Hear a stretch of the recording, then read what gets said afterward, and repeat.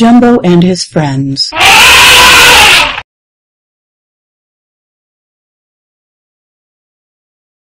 Hi, my name is Lori, and I want to tell you a story. Are you ready? All right, let's start. Once upon a time, there was a lonely elephant in a forest named Jumbo.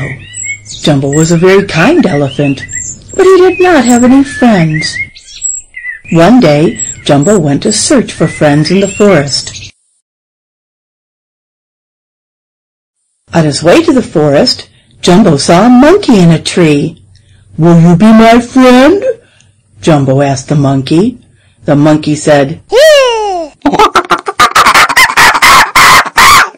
are too big. You cannot swing from trees like me."